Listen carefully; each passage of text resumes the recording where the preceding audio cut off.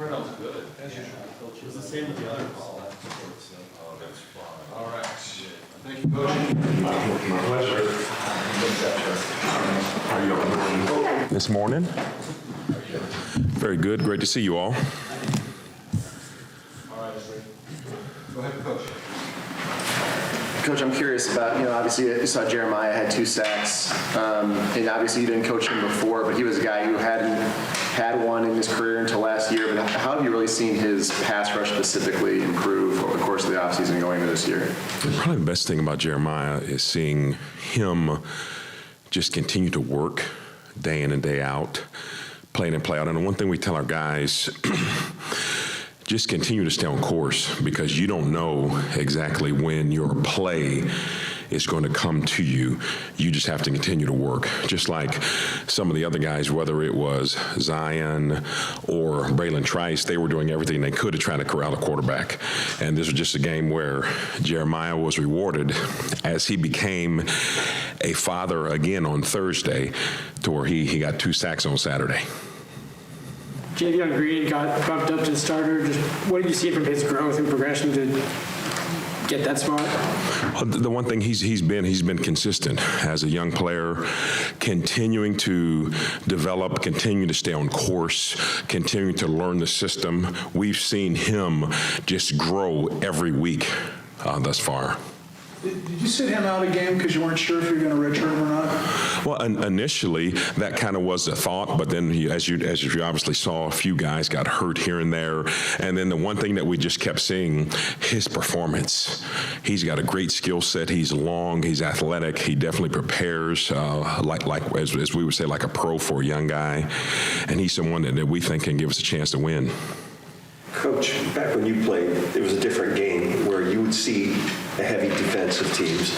And now with college football, it's just some of the scores that you're seeing and the points allowed. It looks like it's just really difficult to have a dominant defense and what fans of old school football are used to. I mean, how difficult is it for an adjustment to adjust to this, where it just seems like the game is so slanted towards offense, and to really slow them down and stop it? Well, and that's just kind of how college football and even professional football has evolved. It's becoming a game of being able to get your stops, and it's a chess match. You just have to make sure you have your pieces in the right spots to get your stops at the correct time. And that's just one of the things that you're seeing, as you saw last weekend, with a lot of high-scoring games and a lot of games that may not have been as lopsided as you typically see. You just have to do everything in your power to make sure you can get your stops when you need them, and also take advantage of the moments when you have a chance to get those plays. And that's been one of the main points of emphasis that we're focusing on. When you have your chance to get the play and to make your play, do exactly that and make your play so you can get off the field. Coach, 39, 45, and 40 the last 3 games. Is this defense improving? You said 39, 40. Yes, and with the people that we have out there, yes. Well, there are times we're definitely seeing elements of improvement, and then there are times you're seeing where, hey, you have to make your play at the point of attack. So it's kind of a double-edged, sorted question and answer, because you're seeing some improvement, but I think you also know that you have to definitely get better at the point of attack and make the plays you're supposed to make as well. What specific elements of the defense do you think are getting better? The guys understanding and knowing where they need to fit, how they need to make the plays they're supposed to make. And I think the thing, when you see some of the plays where someone on the offensive scenarios against the teams we've been playing, we've had players in position. We just have to continue to improve on some of the technical elements with some of the younger players. And that's our job as coaches, to make sure that they get better. And we also know that there is a standard that is set being on defense in this program, and the standards have to be met. You had improvement in terms of the players recognizing the play and then step 2, executing. Yes, and that's all a part of the improvement process. Number 1, being able to see the play that's happening, and then number 2, being able to execute the technique that you have to have in order to defend that particular play. You guys, some of that. sorry, I'm sorry. No, we're good. you guys put out your players of the week and I saw Chris Moll listed there, and he didn't have a huge game in terms of statistics, but what did he do to earn that kind of From a leadership, from a communication, he was definitely forcing some of the issues with respect to doing his job exactly the way it's supposed to be done. And that's one thing that we even saw during the week of practice. He had a very good week of being attentive when it came to some of the details, being where he was supposed to be, making sure that the defensive line and secondary were all on the same page from a communication standpoint. So when it came to him driving the defense, it's something that we saw that was really good to his particular side. Did you ever give any thought to making him a safety since he played it before? Yeah, some of that has come up in questions, yes, and we just haven't gotten there just yet. You know, just when it comes to the bodies, because now if he moves to safety, now you become extremely thin at the will linebacker position. What do you make of Sadell Small's play?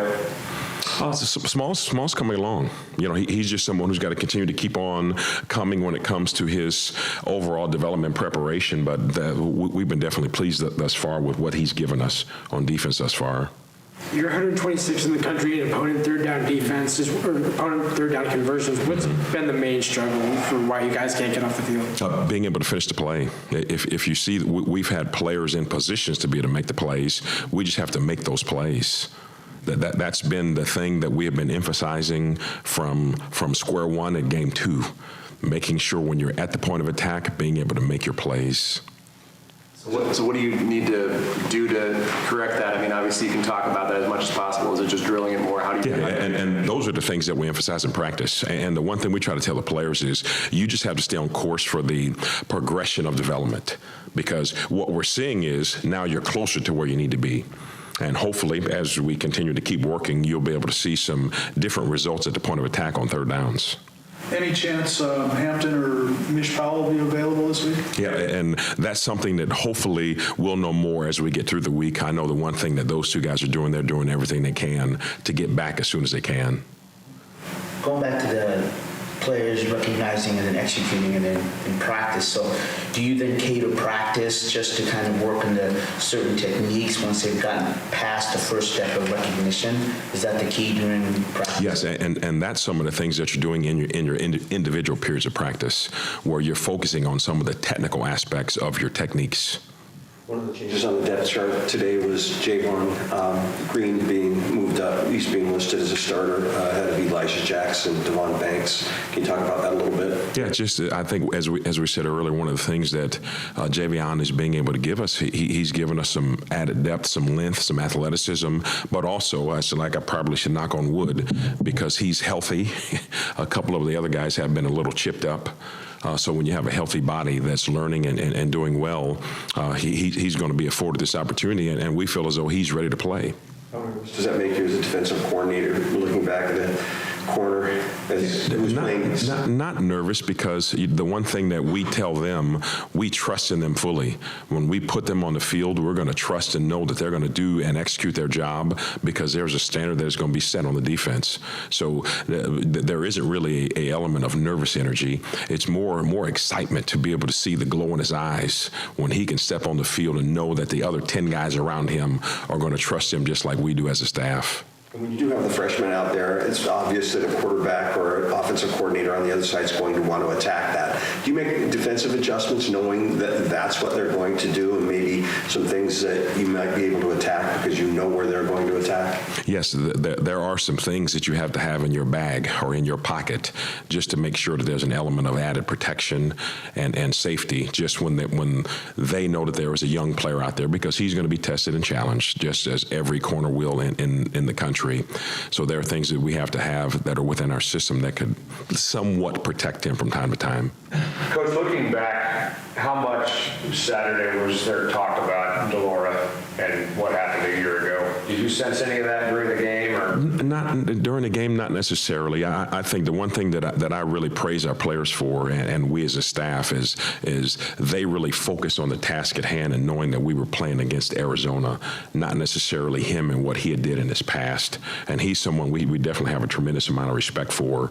And the guys knew that he was going to be someone that was very athletic, very fast, very elusive, and you were going to have to be on your guard at all times. So I really commend our players for just keeping the focus on what we call keep the main thing the main thing. And the main thing was us being able to defend Arizona as a football team, not looking at the actions of DeBoer and what he did, a year prior. You've seen 2 games of starts for Elijah Jackson the last 2 weeks. What has he done well, and what is he still kind of working on? Some of the things that he's done well is being able to play kind of what we say within his skill set, doing the things that he's required to do, his communication, playing the coverages as they're supposed to. The other thing that kind of has happened is just him getting a little chipped up a little bit, so he's had a couple of injuries that kind of popped up here and there, and that's kind of one of the reasons why Javion is coming to the forefront there. Just when you're dealing with an injury here or there, when you're on an island and you kind of have a mid-leg injury and you're not at full speed, it will hinder you from time to time. What stands out about Cal on offense? What stands out about Cal on offense? California. The athleticism. Great running back in number 6. He can go to distance, as you saw against Arizona a couple of times. They do a multiplicity of things when it comes to the personnel groups. They can get in all kinds of personnel formations, doing a lot of things with their wide receiver group and their wide receiver core. Possess a lot of skill at the wide receiver positions from some of the things that we've seen thus far. 11 is a guy who can really stretch the football field and get the job done at the wide receiver position. So they're just overall a pro style of offense, but they do a lot of the spread elements that you're seeing in college football today. With Cam Williams deciding to redshirt, what does he do with the team? Is he practicing? Is he on scout team? Is he, can you explain that situation? And has there been any talk about him possibly returning with the depth issues? His role has kind of evolved into that when someone chooses to want to redshirt, where he has evolved into someone who is more on the special teams element and doing everything that he can to help the football team be prepared for the game or for that upcoming Saturday. Any talk of him returning? Nothing as yet, because it's something that we know that he wants to be able to redshirt, and we can respect that from him as a player. So just to follow up on that, there's no way he'll change his mind, or that's done. He's going to redshirt. I guess he potentially could, but it's going to be more on him, Coach, going back to Cal, it's hard for a true freshman to come in and make a real big splash in a big Power 5 conference, but it seems like the running back's been able to do that. Like, does he look like a freshman to you, or does he look veteran? Like, why is he having such a good year? No, he does not look like a freshman. If we were in Little League, this would be one of those scenarios where you would go to his parents and say, "Can we see your birth certificate?" No, just from a talent standpoint, he definitely seems more mature with some of the things that he does. Very, very great in his cuts. He hits the hole very hard, and then when he's out in the open, he definitely has a gear to be able to create some separation. So we've been definitely impressed with him as a freshman. And most of the time in some offenses, you see those are the positions where you could really, really, really excel at the running back position, because they have simplistic schemes. They have a few run plays here and there, and then now when you get the ball in your hands, let your talent come into play, and he's definitely done that thus far. We've definitely been impressed with him running the football. I'm thinking he must be on the edge of whether to redshirt or not with Jalen Parker and Tristan Dunn. I think they've played 3 or 4 games each. Mm-hmm. Is that just going to be determined by need? No, well, some of it is going to be determined by, can they help us win football games? And that's going to be the biggest thing, because if they can help us win football games and they're available, they'll be able to be in the football game and help us win. All right. Thank you, Coach. Thanks, Coach. Yeah, thank you all. Go Huskies.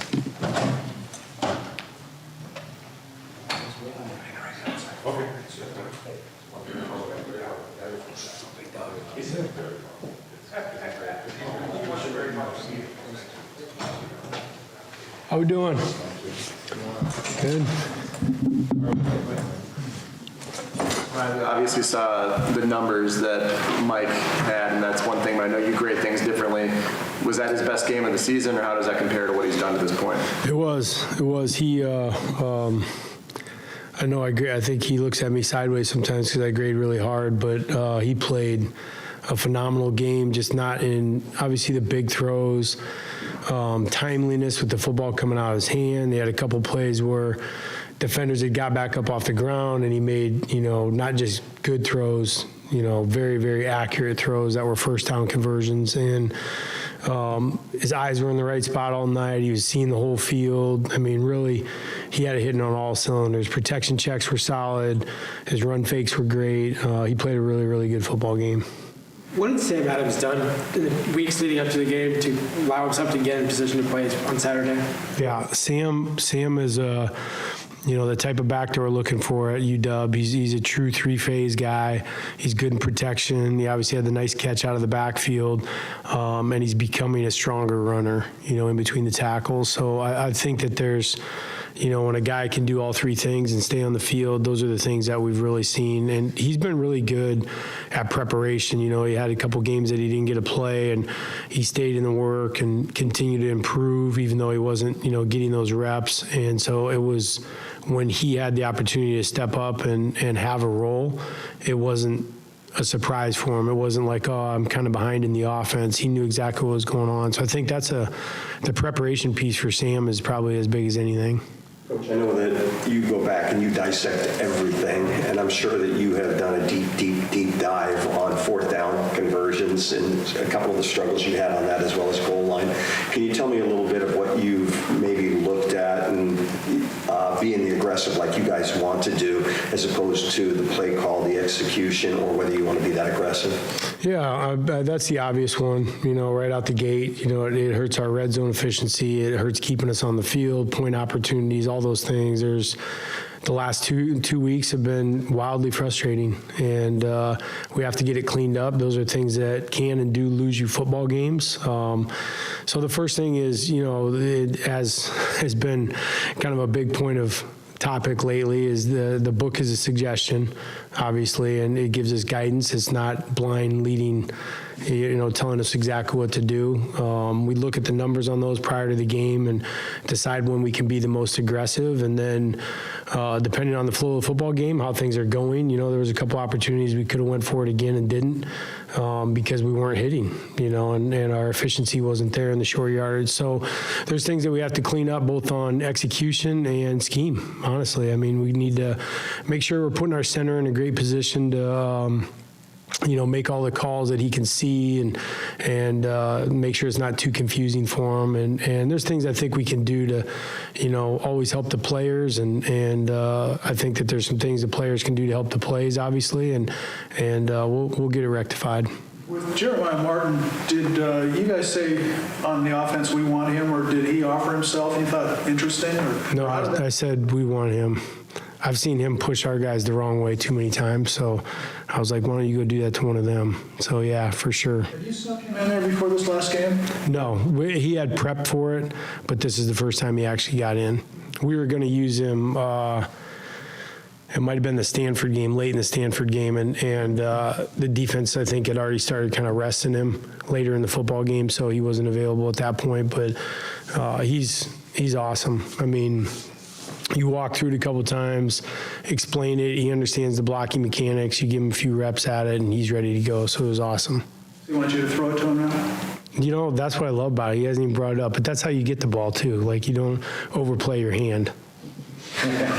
With Penix, it seemed like maybe his most impressive throw didn't count in terms of the 38-yard Giles, where he's getting hit, seems to flick the ball for 35 yards. How rare, I guess, is the arm talent to be able to make a throw like that the way that he did? Yeah, I think, the arm talent piece is certainly amazing, and Mike's done a great job of that and shown that off many times. But like you mentioned, he's getting hit. And the release point, Giles is still in his break on a double move coming back, and Mike's throwing to a spot, and a guy that he's probably completed that ball 2-3 times during the week. So not the first time, but not like he's done it a million times with him. So I think that's the piece where Mike can throw to windows and areas and anticipate how the play is or the route's gonna unfold versus certain types of coverage, and that's what's maybe one of the more impressive things about Mike. And he's, it's part of having a veteran guy that has played a lot of football, seen a lot of windows, did a lot of different coverages and things like that. And he's really, that's where I think he's grown so much, is the anticipation piece this last, 4 or 5 weeks now. He's really, really grown into his own. Did you tell early on that he, particularly was going to have a connection with Rome?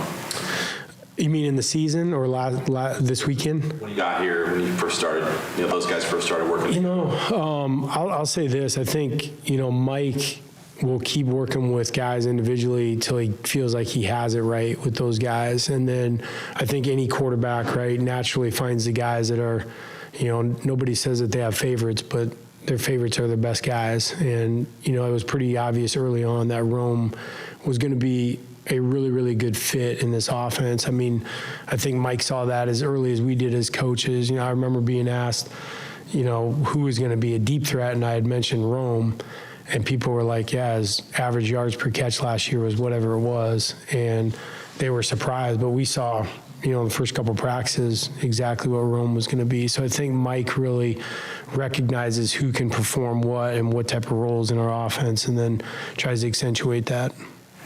I'm just seeing so many of your wide receivers are just so wide open. Is this part of the scheme that we can expect to see for years, or is there something a little special going on this year? Hey, we just try every week, see if we can find a couple. The reality is that you work your tail off to come up with some scheme to try to get things like that where you can get guys open enough to make a good play. But the reality is that, there's a lot of contested catches too, right? That you have to work the technique and make sure it's a great ball that they can win in a contested catch situation. But, I mean, that's what we try to do every week for sure. It also seems like Rome keeps on getting better and better, but I'm seeing maybe a little bit of a maturity switch that's clicked on with him too. With who? With Rome. Yeah, and Rome has been honestly one of the, and I can say this, maybe one of the most mature kids I've seen since I got here.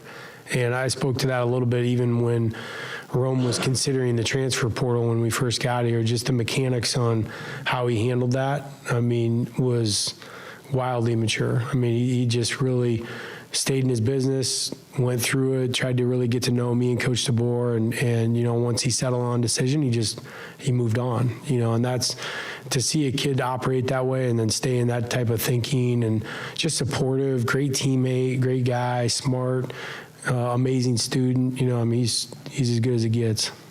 You guys have still been trying to work on your running back rotations, and injuries have played a part in that. But it seems like you've found maybe something with Cam in terms of being more of a goal line inside the 5-10 type back. What do you like about him in those situations specifically? Yeah, he has done a really good job, not just on the goal line, but in the red zone in general, of, being a guy that has shown to get his pad square and get behind his feet a little bit and, be able to seek that out. And I think he's been, pretty decisive down there. And I think that's one of the things that helps him is once he makes a decision, he works hard on getting through that gap and keeping his feet moving and breaking tackles. So he's really done a good job with that. So going back to the fourth down stuff, sorry about that. Yep. Why not just take the points? Well, I think at that point, it was early in the football game, and that was a time when we really felt like we had already hit one short yardage, or actually two. Felt like the scheme was good, and they end up bringing an ad on a linebacker late that got us off the edge on the one. So the one was, I think, as I mentioned before, there's a piece to it with confidence, that if you feel good enough about it and you've seen some success early, stay aggressive, keep it downhill, and let's keep moving. So the early on one, I think that was kind of the obvious one. Yeah, and then the offense is humming, obviously, but defense is having their struggles. Right. How much do you talk with Kalen and even the defensive coaches about managing the offense to also help out the defense? Yeah, we don't really talk about that much, honestly. I think that there has to be an understanding as a coordinator on either side of the ball what's responsible. And I think we've done a good job, not great, but a good job of recognizing when we need to chew some clock, because people would see us as a tempo team, but I think most games were upwards of 31 to 33 minutes time of possession.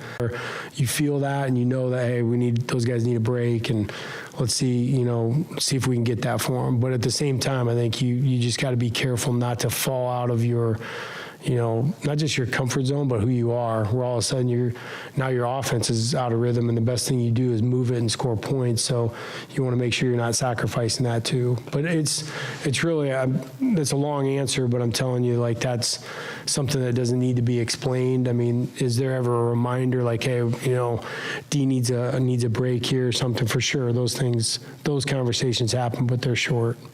Arizona is a team that's given up some big rushing games. Why do you think you guys struggled to run the ball in that game? Well, I think that there was moments where we had 3 really bad TFLs that were on some gap scheme plays where some guys got upfield and the backfield mechanics weren't perfect, and that was something where set us behind the chains, and it was probably a little bit more about the amount of success we're having throwing the ball too, and that there were so many open windows to throw to. Because it was not, that's what was, I think, really unique about Mike's performance. You look at, I can't remember exactly, I think we had roughly 29 rushing attempts, so it wasn't like we didn't try to run the ball.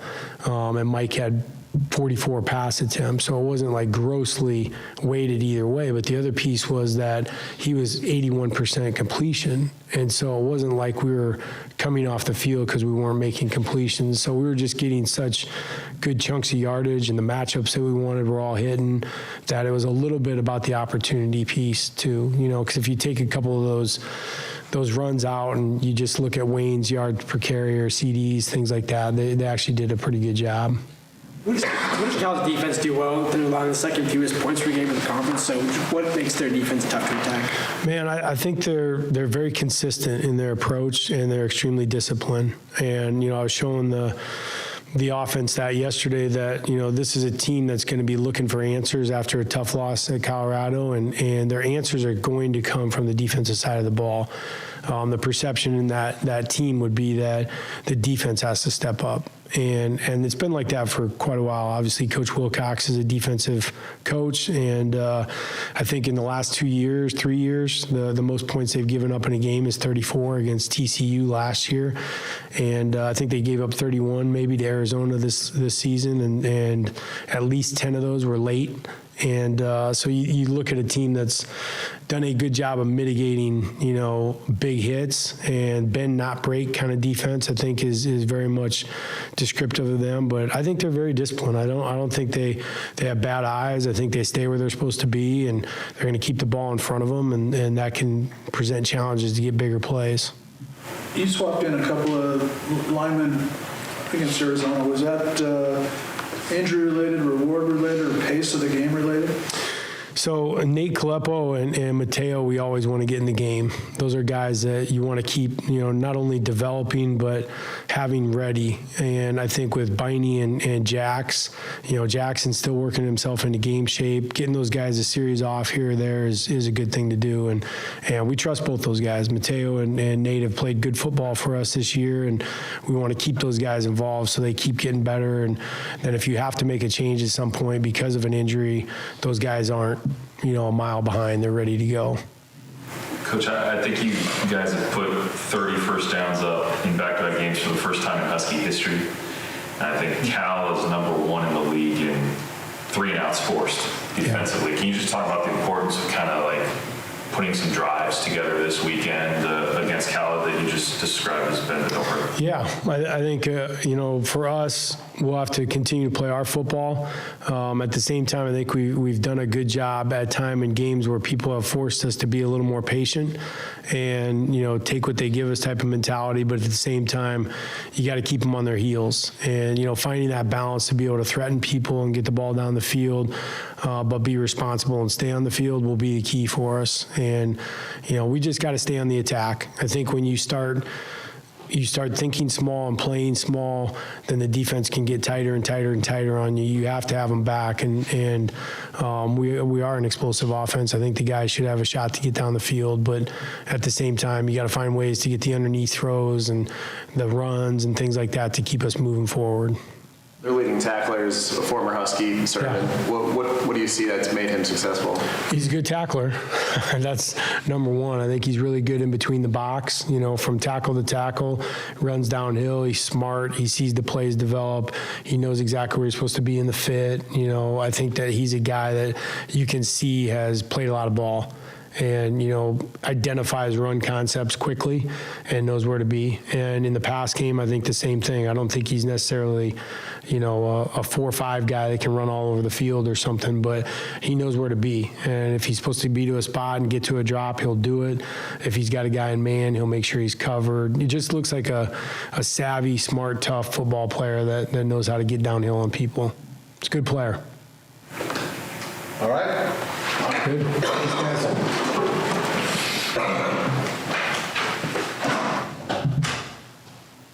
guys.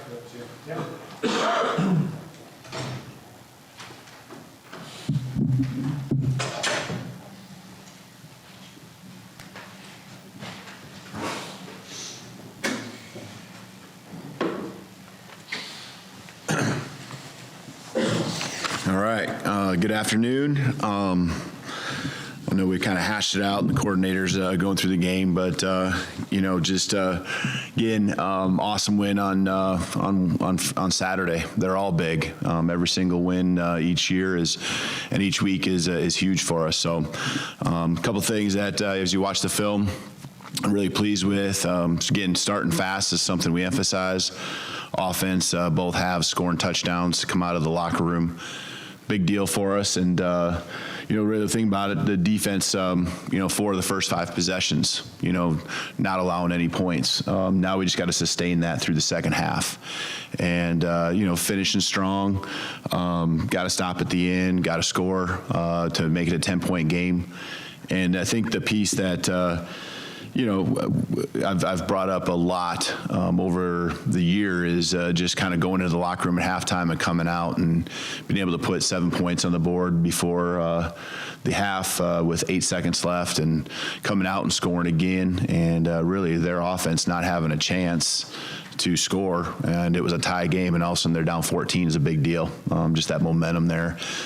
Devin Culp doing a great job on an onside kick, just come out of the third quarter, and the kick actually was placed in a pretty good spot, and he just it's probably a tougher onside recovery than what I even realized, until you flip on the film. So hats off to Devin, because he put his himself out there and hung on to the ball. So just a lot of learning opportunities.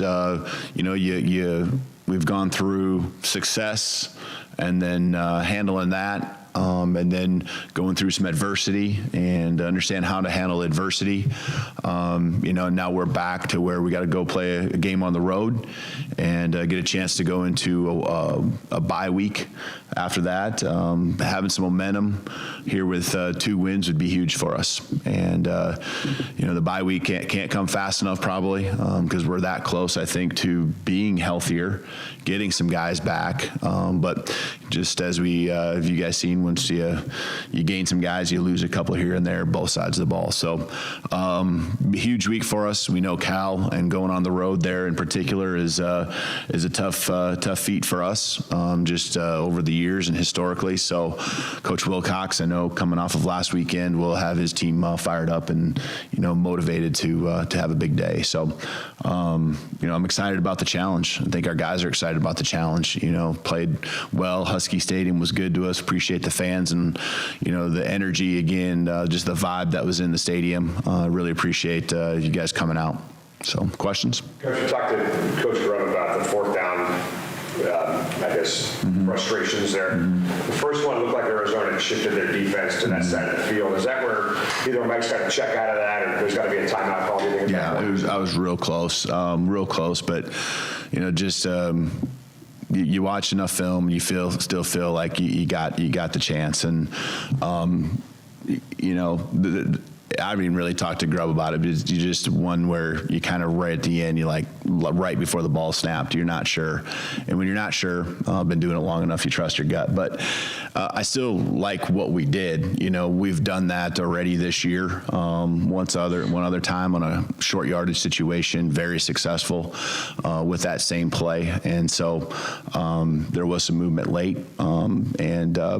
There's not something that we would have Mike check into on that play or, him really be on his shoulders. And so it's really just the short yardage, on fourth down. The fourth downs in all the other situations throughout the course of the year, we've actually been really successful. And it's really helped us get started. We've had some fourth down conversions on first drives. I think of UCLA on a 4th and 6, first drive, we score a touchdown. And we just got to, be really on task again with making sure our short yardage stuff is good, especially in the red zone. Coach, you're noted for being an offensive guy, but with some of the struggles that we've seen on defense, how involved do you get with what's going on over on the defensive side of the ball? Yeah, I sit in meetings every day. I'm sitting in different rooms, and offense and defense meet at the same time. And I think we can be very efficient offensively between me and the offensive staff. With watching practice film, recapping, I can see usually things happen on the field that we just need to clean up, make those notes. Click through the film, talk with Coach Grubb, and be able to just express, hey, take a look at this, or I don't know if you saw this on the field, but let's make sure we get this cleaned up. What are you seeing in this play versus that look? And then it allows me on defense to be involved with meetings in the morning as we're installing the game plan, and in the afternoon as we're going through things. Coach Morrell, Coach Inge, and just understand philosophically what we're trying to accomplish in the big picture, and hearing the details in the position meeting rooms as we're installing it. How did you have a chance to talk to Jackson Sermon? Did he come in and meet with you and tell you why he was leaving? No, there really wasn't much of. It was really brief, and I think his mind was made up. It's one of those things. I get it. He's going to coach or go play for his dad, and the opportunity there. And he obviously very much missed in this program. And I know he gave everything he had, and going to be a player that we got to be ready for this weekend. Does a great job, and there's certain opportunities that are special, and as much as we miss him, and it was hard to see that happen, I also understood, and that's kind of how that all fell into place. You guys seem to rotate a lot of players on defense during the game. How do you balance that with wanting to find that consistency? Is it a matter of maybe just letting guys kind of take those legs and just keep playing them versus not switch them out, or how do you balance that? Yeah, I think just keeping guys fresh on defense is huge. I think that will continue to happen. Some of it's out of necessity and rotating guys in, and as they're coming back, Asa pretty much just hung in there the whole game. Did a nice job. I can see he's not quite in playing shape in between, timeouts and when they come off the field. But it was big for him to get out there and play a lot, and he brings some comfort to us. And so there's some guys that are playing a lot of snaps, and then there's a lot of running, and the more you can rotate and keep guys fresh on defense, I think it keeps them hungry for their opportunity. And a lot of defenses getting as many people the ball as you can. So when we see a guy that's fatigued or a loaf that happens, we're going to sub in, and we want the guys to be confident that if they tap themselves out, that's not a bad thing, because they trust their teammate, and they will know that we will get them back in there to go make the next play as soon as they grab a quick break for a play or two. Speaking of Perriman kind of pulled up on that touchdown. What was going on there on that play? Was he okay after that, or what was? Yeah, just think it's just going to be probably the course here. I mean, everyone's pushing to try to come back as fast as they can, and there's a need to have guys in, and they're working in, and just nagging injuries that just aren't getting worse or anything by them playing, and they're competitive. Jordan's a competitive guy, and there's others too that are just working through on both sides of the ball.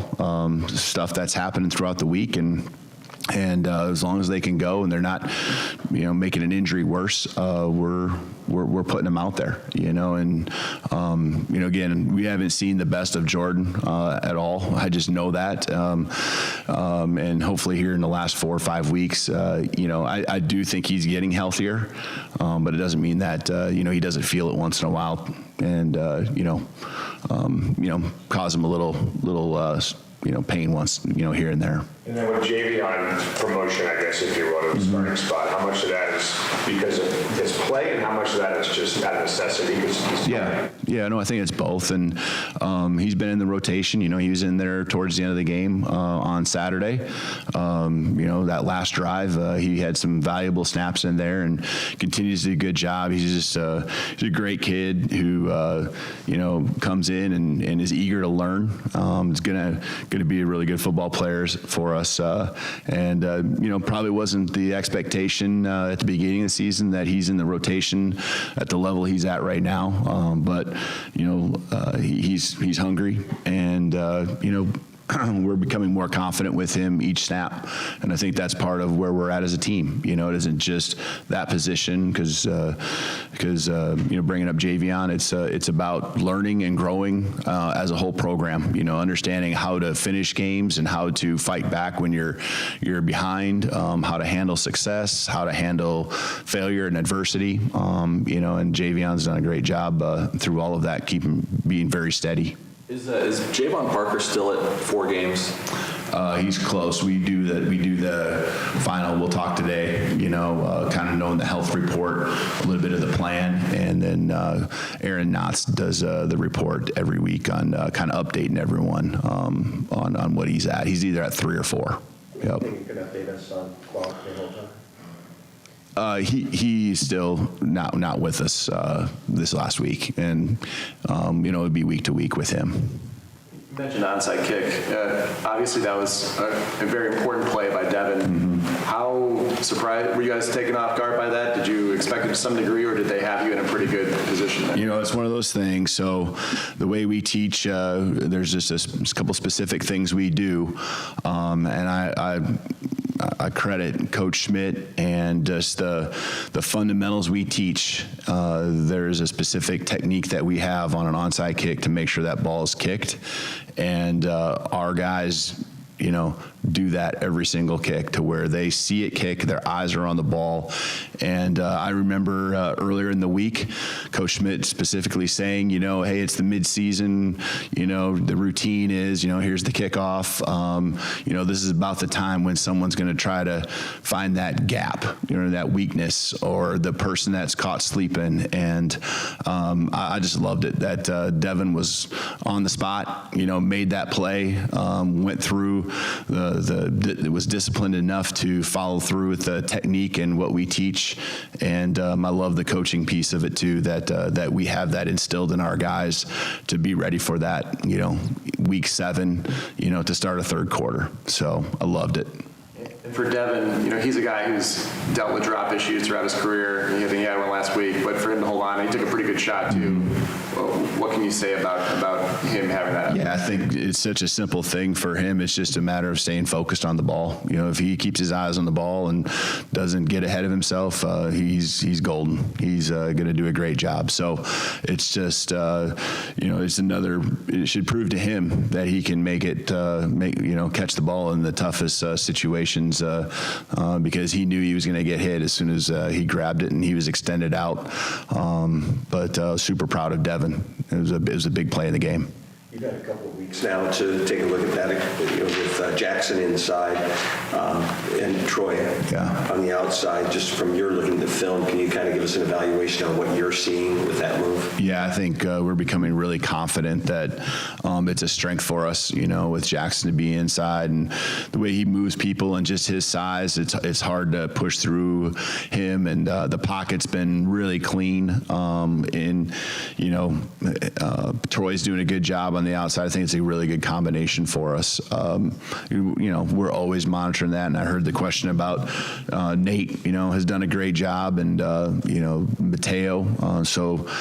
Fortunately, we've been able to work them in when we want to, not because we have to with any injuries and stuff. So those guys, that competition and the ability to rotate in keeps them all fresh. And I love where we're at with our offensive line and the continued growth there. Any chance for Mish or Dom this week? I think Dom was definitely day-to-day, and Mish will start working into drills. And, I think the next couple of days would be really important for him. So I would say we're hopeful, but, I think you can tell by just kind of how I'm explaining it that we're not certain that he would be ready to go this weekend yet. But Dom would definitely be a day-to-day. Is there anything with Julius Irvin? He's not on the depth chart this week. Yeah, he's just working through injuries. Yep. Rich, any closer? Yeah, I think Rich will be practicing with us here by for sure Wednesday. Any chance Ulofoshio will be ready after maybe the break? Yeah, we're getting itchy with him. I know he is too. So this will be another step for him this week. With just ramping it up, and I know he's. It seems like his smile is getting a little bigger every day. Knowing that he's getting closer. So there would definitely be some hope that by the bye week, after the bye week, that we could maybe be seeing him in some capacity. With Eddie, you obviously haven't seen him play since you've been here on the field, but you've seen tape and you know what kind of kid he is, what kind of leader he is. What do you think he would bring to this defense, just having him a part of your arsenal? Yeah, I think his mindset is just, it's elite. He can just stay focused on just even the mental reps and how he goes about it. It's so important to him, and our team knows that. And he's a high character guy, and so when he speaks, it's something that he doesn't just ask of his team. It's something he does himself, and so he's a leader, in every way, not just as a player, but also as a person. So, I think the team would be so excited for him that he'd be back, just because they love him so much, but also we all know that he would help us out as well as a football player. Anything else, Coach? All right. All right, thank you. Let's go.